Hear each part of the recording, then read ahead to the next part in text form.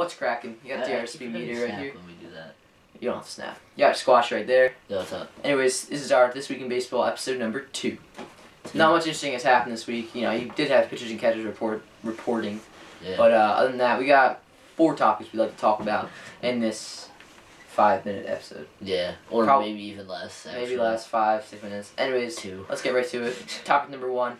The New York Yankees are no longer accepting printed home tickets. Now that is absolutely absurd, considering the fact that Alright, I went to 7 Yankee games last season. I probably printed at home 7 of them? Probably 5 of them the day before I went to the game, because I probably bought the tickets the day before I went to the game. Now how does that work? Tell me. How does it work? If I buy a ticket the day before, how am I getting it? I'm assuming they're going to go with I either purchased it at the stadium or I get the code for it and I get my ticket that I paid for at Yankee Stadium. No, I get my ticket I paid for online and redeem it at Yankee Stadium. I don't know. I don't even understand it. It's ridiculous. It doesn't make any sense. I mean, it makes sense, I guess, for, you don't want to commit, like, any fake tickets or anything, but other than that, it's absolutely ridiculous, in my opinion. But I'm sure there's another reason for it. Yeah, but they should have some sort of, like... way to print it out at home and then go. Because legit, alright, say we're going to Yankee game tonight. It starts at 7. Alright, we're buying a ticket, so we buy it at, right now, and we print it out. Well, we can't. How are we going to do that? That means we have to go to the Yankee Stadium, wait in line, and buy a ticket. It's pretty bold. Pretty bold.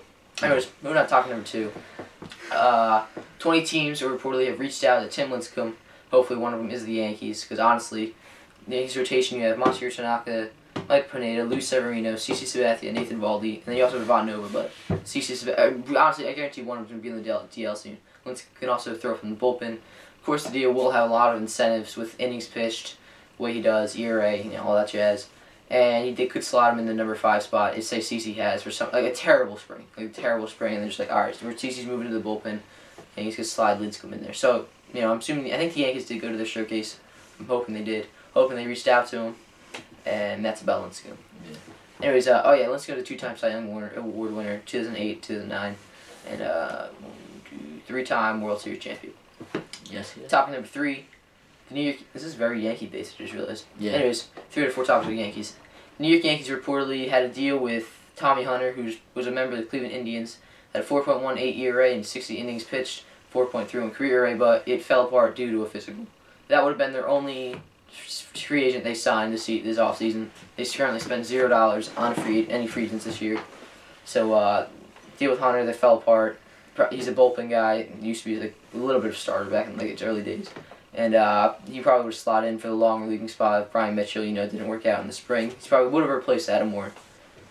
So that's topic number 3. Moving on to topic number 4. Another Indian.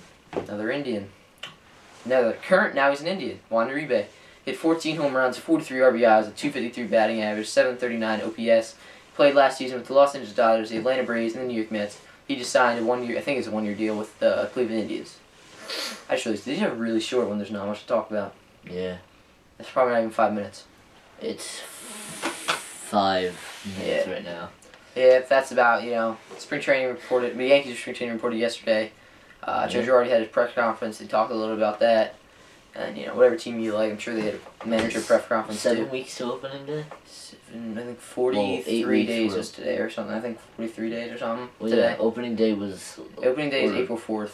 Last week was 8 weeks, so this week 7 weeks until opening day. I can't wait. Anyways, this is This Week in Baseball number 2.